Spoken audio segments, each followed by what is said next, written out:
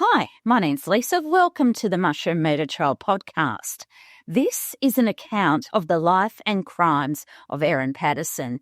And today we're going to hear what social workers in this case were told by Erin.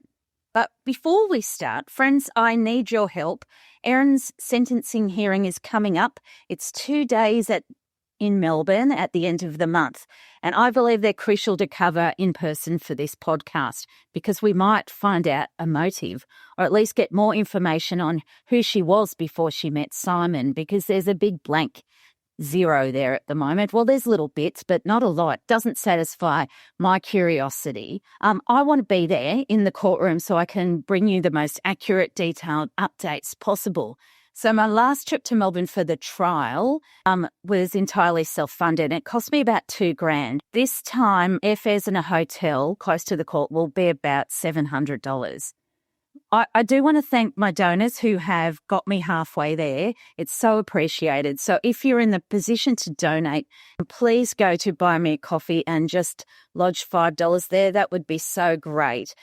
But as I always say, your biggest support is listening to this. And also hi to everyone on YouTube. Very supportive community over there. So if you're interested, make sure you get there. But now to the news that I promised you. If there's one thing we can all be certain of now about this relationship at the centre of Erin's crime, it's that the murderer was ruminating about her husband's so-called offences against her. I believe Don, Gail and Heather died because Erin was beyond infuriated that her estranged husband, frankly, just wouldn't die. And make no mistake, she wanted their 2 kids all to herself. She believed that they were all they needed. There was no need for a father and no need for grandparents. Inside her world, I'll call it the Erin bubble, she spoke to social workers of the various things Simon Patterson had allegedly, quote, done to her. As I said to you before about the rumination, I was trying to think of a way to describe how I see it happening, and this is the best example. I think inside her head, there was a film playing out like an episode from Roadrunner and Wile E. Coyote. She's always trying to kill Simon, but inevitably she fails, just like the coyote did with his sticks of dynamite and his giant boulders. Now, that's not being disrespectful. That's just the way I imagine her ruminating about this situation. She just could not finally get him in the end.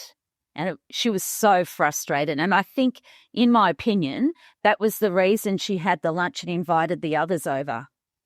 So not even their kids were immune to her one-sided hostility. In a video played during the trial, their son, then aged just 14, said his parents' relationship had become, quote, very negative. Quote, I know Dad does a lot of things to try and hurt Mum, like messing around with the school, he said in his interview. Quote, Mum didn't put his name on the billing for the school, but Dad wouldn't talk to Mum about that. He would just ring the school and tell them to put his name on the billing. How would a teen know all this detail? It seems to me Erin's told him. I can't be 100% sure, but it's pretty possible. So in my non-expert opinion, this is known as emotional parentification, which is where children are providing emotional support to parents or siblings, acting as a confidant or a counsellor. And as an emotionally parentified child myself, I can tell you it is damaging. Parentification is essentially a form of childhood neglect where children are forced to assume roles and responsibilities that are not age appropriate, potentially leading to long-term negative outcomes. The son told police he had been living solely at his mother's house over the past year, even though his dad was trying to convince him otherwise. Quote, I didn't want to, the teen said. He never did anything with us over the weekends when I did stay there. I suppose it's hard for a teen to understand how his dad almost dying 3 times in just over a year might have affected his energy levels, but that could have been something going on. Furthermore, in Erin's messages to people in the Facebook group, she questioned why her in-laws, quote, never asked him what was going on with us, why I keep kicking him out, why his son hates him, etc. That's a lot, isn't it? In my opinion, Erin was telling everyone in her small circle that Simon was a deadbeat. These previous comments were said at the end of 2022, around the time Erin took her kids to New Zealand. She probably seemed like any other mum chugging around in a camper van, except this trip was on the back of her 3 unsuccessful murder attempts. In fact, she'd been to New Zealand before on similar trips with Simon and the children. The interesting thing here is that Erin claims she can be victimised by Simon even while out of the country. She said she felt unsteady before she left Australia, so she'd organised the locks to be changed on her Leongatha home. Upon returning home, she alleged Simon had entered her property. Quote, when I came back, the pin pad was smashed on the ground, she told the Monash Hospital social workers. Erin alleged that Simon had questioned their son about it. Quote, allegedly. And then Simon asked him, has Mummy changed the locks? Here's what she said to the Monash social workers in more detail, and she's talking about the school issue. Shortly before the fatal lunch, Erin made the decision to change the children's school, enrolling them in a government college. I didn't tell him, but he found out and he kept calling the school, demanding that they put him on the enrolment. He was angry that they enrolled his children without his say-so. He had made it clear he wasn't going to pay school fees at the former school, which is the previous school they attended after child support, according to the meeting notes. But he wanted them there because the school is religious. He started a campaign/tirade to the school, went through 3 of the staff. He insisted on being placed on enrolment forms. The school said they were putting him on the system, Erin said. She claimed Simon was trying to punish her. Her barrister, Colin Mandy SC, later suggested that her choice of words might have been influenced by stress, saying Erin, quote, could have been exaggerating under the stressful circumstances. Erin described her fears, quote, now allegations are being made about me, and that has put me in a very precarious position because of what my ex-husband would like to happen to me and has done in the past. And he promised that he would deal with the problems, and here I am. And that all just makes me terrified, she said. And I just want to protect myself for the children right now. I don't trust him and what he's done to my house. I'm terrified of what he may do. So that's what Erin told the social workers at Monash Hospital just before she went and did the bolt and threw away the dehydrator. Now, we heard more at the pre-trials in October 2024 from Melissa Ridley. She is a social worker from Monash Health as well. Now, it's her and Mr. Mandy, the barrister, asking her questions. And she told you she was close to them? He's talking about the Pattersons, the older Pattersons. Yes.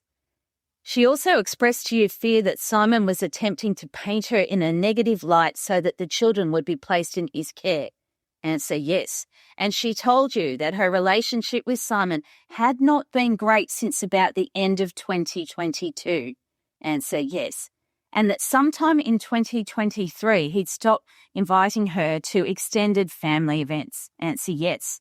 Now, in your earlier conversation with Simon, he had told you he had had an amicable relationship with Erin since they were separated. Yes. And he said that was about 8 years ago. Yes. He told you in detail about each of the 4 incidents in which he believed he'd been poisoned by Erin. Yes. And also told you details about the circumstances of the lunch and his belief that Erin had intentionally poisoned the food. Yes. And in particular, you were careful to record accurately those details that he had told you. Yes, I did write them down. He also told you that he had no idea what Erin's motives could have been. Her answer, yes. And that was something that he expressed both in terms of the allegations relating to his own poisonings, but also those involving the members of the lunch. Her reply: I can't recall exactly if I was referring to everything or just the lunch. Now, just in respect to the last point, do you have a clear memory of whether it was said in relation to the lunch or the allegations? No. But the evidence indicates Erin Patterson blamed her husband for her problems. By 2022, their relationship was a tinderbox of resentment. Now, after Simon's bout of illness in July 2022, Simon went to stay at the Gibson Street property with Erin. So after Simon's hospitalisation, he stayed in Erin's house in Gibson Street, Leongatha. Towards the end of the final chapter of their relationship, he told the court he felt Erin didn't want him there anymore. Simon was still recovering and he observed, quote, the cold shoulder was obvious. She didn't want me there. Erin, in brackets, was upset because I spent a lot of time in bed. I'm not laughing at Simon in any way. I'm laughing at how irrational it is to be upset with a sick person because they spend a lot of time in bed. That's all. So please, no complaints. Erin told him he was of no help at home and was getting a, quote, bit dictatorial. Their communication was, quote, toxic, according to her, and she was frustrated with him. When asked in court about his response to this, he took a big pause and said, and then I said to her, I'm sorry that you feel that. And she stormed out. And so from that, it was very clear to me that it wasn't wise for me to keep staying there. So I decided to leave. Moreover, the court heard he might have wanted to get the relationship going again, but Simon soon realised it would not work out, especially when Erin said their communication was toxic. While living with Erin, Simon would cook for himself. I'd make my own lunch and then go back to bed, which was often a ham, cheese and tomato sandwich or a toasted ham, cheese and tomato sandwich.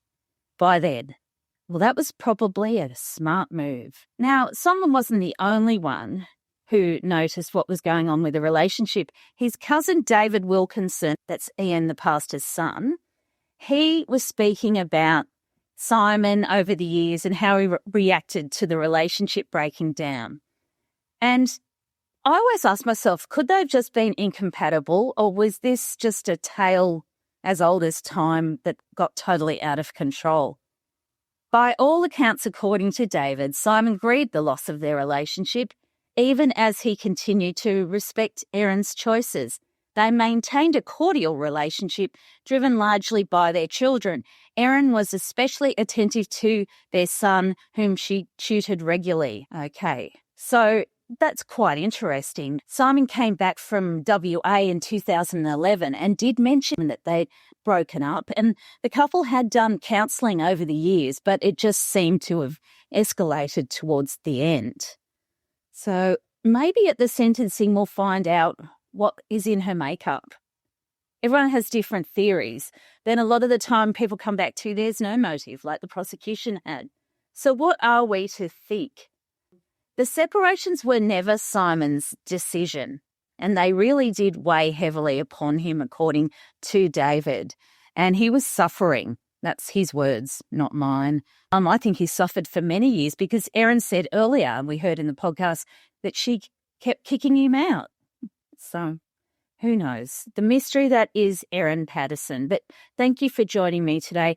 I really appreciate it. Don't forget to sign up for the free newsletter, mushroommurdertrial.com. I'll be back to you very, very soon, and have a wonderful weekend. Thank you so much. Bye-bye. The hand that rocks the cradle is the hand that rules the world, according to the old saying.